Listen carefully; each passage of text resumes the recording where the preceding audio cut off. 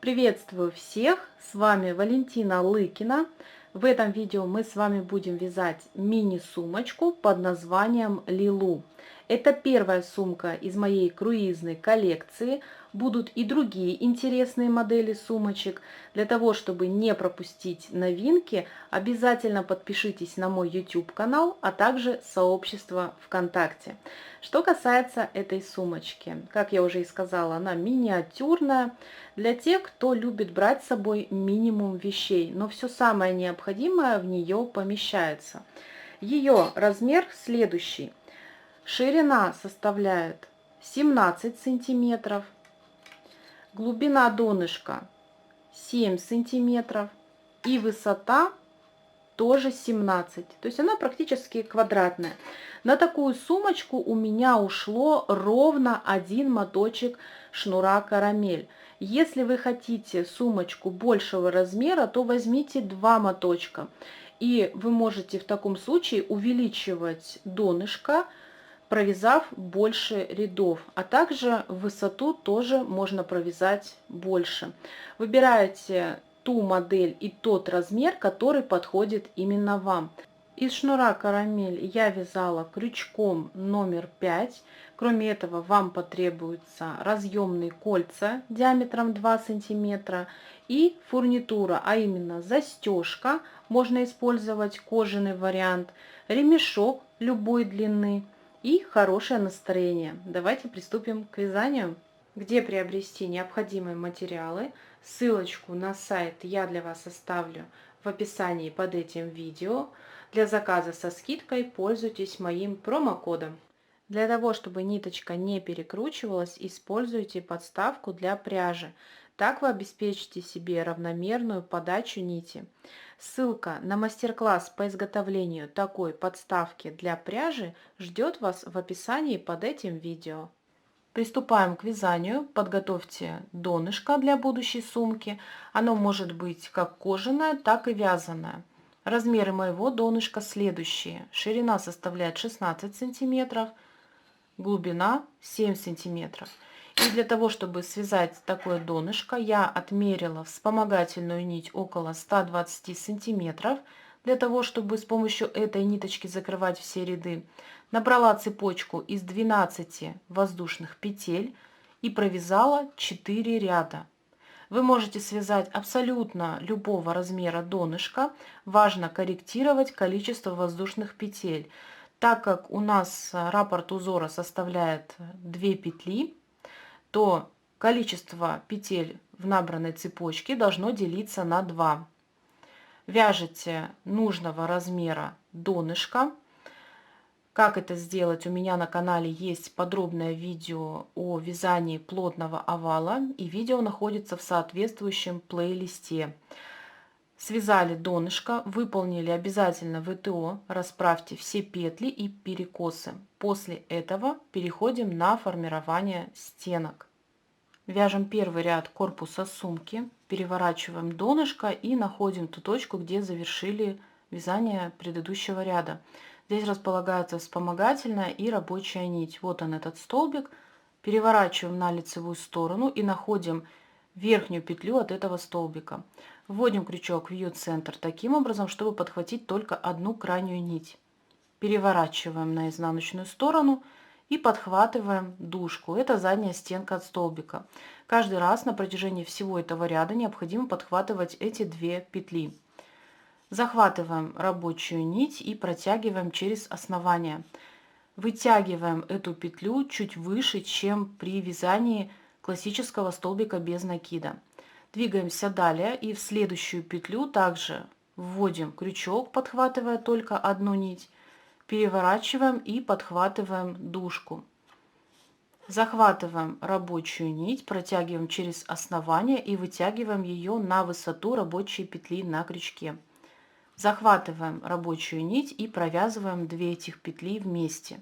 Сейчас на рабочую петлю, которая на крючке, зафиксируйте маркер. Так вы выделите ту точку, где будет закрытие ряда. Вяжем вторую петлю данного раппорта. Это воздушная петля. Подхватываем рабочую нить и провязываем воздушную петлю. Так мы провязали первый раппорт. Вяжем следующий, находим следующую петлю основания, вводим в ее центр крючок за одну нить, с изнанки подхватываем дужку, захватываем рабочую нить, вытягиваем на высоту рабочей петли на крючке, в следующую петлю основания вводим крючок, подхватывая одну нить, с изнанки подхватываем дужку, захватываем рабочую нить, вытягиваем ее на высоту рабочей петли на крючке. На крючке сейчас рабочая петля и 2 вытянутые. Подхватываем рабочую нить и протягиваем через все 3 петли на крючке. Формируем одну воздушную петлю. Это вторая петля раппорта. Так мы провязали уже второй раппорт. Двигаемся далее по овалу и формируем следующий третий раппорт. Находим петлю основания, вводим в ее центр крючок, подхватываем также дужку, захватываем рабочую нить, вытягиваем на высоту рабочей петли на крючке. Также контролируйте, чтобы эти петли у вас не были перекручены и лежали ровно. Вводим крючок под следующую петлю основания за 2 ниточки, подхватываем рабочую нить и вытягиваем на высоту рабочей петли на крючке. На крючке сейчас 3 петли рабочая и 2 вытянутые. Подхватываем рабочую нить и формируем столбик, первую петлю раппорта. Провязываем воздушную петлю, и так мы сформировали вторую петлю раппорта. Следующий раппорт готов. Так вы вяжете, формируя раппорты на протяжении всего этого ряда. В процессе вязания обязательно контролируйте рабочую петлю на крючке, так же как и провязанную воздушную петлю. Они не должны быть у вас перерастянуты, иначе в промежутках между раппортами появятся отверстия. На последнем раппорте из 2 петель закрываем этот ряд следующим образом. Для начала вытягиваем из первой петли основания первую петлю. Переключаемся на вторую и вытягиваем из основания вторую петлю.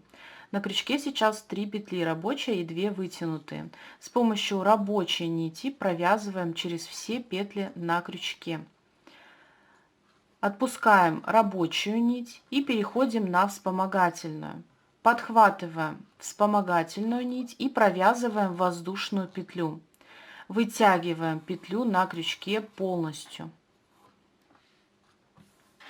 Теперь необходимо проложить верхнюю петлю, соединив воздушную петлю и петлю, где у нас зафиксирован маркер. Здесь 2 петли было провязано вместе, и от этой конструкции идет верхняя петля. Здесь зафиксирован маркер, и с изнанки на лицо мы вводим крючок за 2 ниточки. Подхватываем вспомогательную нить и полностью протягиваем под этой петлей. Вот такая конструкция у вас должна получаться. Теперь мы с изнанки вводим крючок в центр петли, откуда вышла эта ниточка, подхватываем ее и возвращаем в эту же точку. Ряд закрыт, остается лишь подтянуть все петли, чтобы они были такого же размера, как и все остальные. Второй и все последующие ряды вяжутся одинаковым способом. Мы начинаем ряд всегда с той точки, где формировали последний раппорт предыдущего ряда. Вот он. Здесь как раз располагается рабочая и вспомогательная нить. Обратите внимание, вот в этой области зафиксирован маркер. Он выделял первый раппорт первого ряда. В этой области располагается закрытие ряда. И вот он раппорт, с которого мы начинаем, и он был последний в предыдущем ряду. Мы всегда вводим крючок справа за 2 нити, то есть за полноценную петлю. Подхватываем рабочую нить и вытягиваем первую петлю. Слева, после этой конструкции, где провязывали 2 петли вместе, мы вводим крючок под воздушную петлю. Это вторая петля раппорта.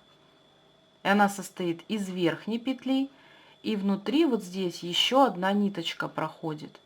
Под всю эту конструкцию из 3 нитей мы вводим крючок, подхватываем рабочую нить и вытягиваем на лицевую сторону. Подхватываем рабочую нить и провязываем 2 этих петли вместе. Так мы выполнили первую петлю раппорта.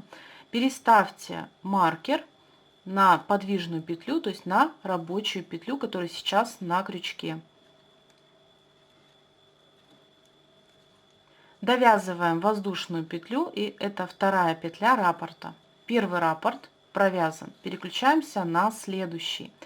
Точно так же, как и в предыдущем раппорте, мы делаем то же самое. Вводим крючок под верхнюю петлю, состоящую из 2 нитей, перед конструкцией, где провязывали 2 петли вместе. Ввели крючок, подхватываем рабочую нить и вытягиваем ее на высоту рабочей петли на крючке. После этой конструкции мы вводим крючок за воздушную петлю и вытягиваем вторую нить. На крючке сейчас 3 петли, рабочая и 2 вытянутые. Подхватываем рабочую нить и провязываем все 3 петли вместе. Провязываем воздушную петлю и второй раппорт над раппортом предыдущего ряда готов.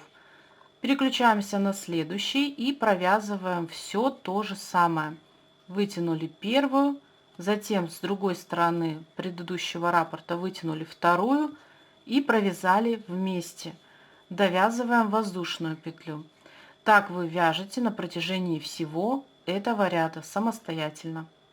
При вязании такого узора есть некоторые особенности. В том случае, если у вас раппорты начинают заваливаться влево, значит вы держите деталь в таком положении и тянете автоматически вот эти петли влево, и после провязывания они начинают косить. Для того, чтобы это не происходило, основу держите четко к себе с ровным горизонтом, либо под таким наклоном, чтобы у вас петли уходили в противоположную сторону. И когда вы будете провязывать, у вас будут ложиться раппорты над раппортами предыдущего ряда, и перекосов возникать не будет. Второй ряд закрывается аналогично первому на последнем раппорте. Вводим крючок сначала под одну петлю и вытягиваем первую петлю, затем с другой стороны под воздушную петлю вводим крючок и вытягиваем вторую петлю. С помощью рабочей нити провязываем через все петли на крючке, отпускаем рабочую нить и переходим на вспомогательную. Подхватываем эту ниточку и формируем воздушную петлю. Это вторая петля раппорта. Полностью нить вытягиваем. Затем прокладываем между воздушной петлей и там, где зафиксирован маркер, соединительную петлю. Вводим крючок с изнанки на лицо под петлю, где зафиксирован маркер. Подхватываем вспомогательную нить, полностью ее протягиваем. Теперь необходимо ее вернуть в ту точку, откуда она вышла. Находим петлю, с изнанки на лицо вводим крючок, подхватываем вспомогательную нить и возвращаем ее обратно в эту же точку. Подтягиваем все петли и ряд закрыт. Далее вы вяжете самостоятельно, аналогично второму ряду. Вяжите сумочку нужной вам высоты. Я провязала всего 12 рядов и выполнила обвязку соединительными столбиками. Мастер-класс по такой обвязке вы найдете на моем канале. И давайте посмотрим, сколько пряжи осталось. Мне хватило впритык. После переходите к установке всей фурнитуры, застежки. И если у вас будет подкладка, то шьете и вшиваете ее в сумочку. Все сопутствующие мастер-классы вы найдете на моем канале в соответствующих плейлистах по установке фурнитуры, такой застежки и пошиву подкладки. Я надеюсь, вы справились с поставленной задачей и у вас уже готова сумочка. Обязательно отмечайте меня в соцсетях. Это всегда стимулирует продолжать записывать для вас подробнейшие мастер-классы. Подписывайтесь на мой канал, а я побежала дальше работать по другим мастер-классам, потому что впереди вас ждет еще очень много интересного. Благодарю за ваше внимание. До новых встреч!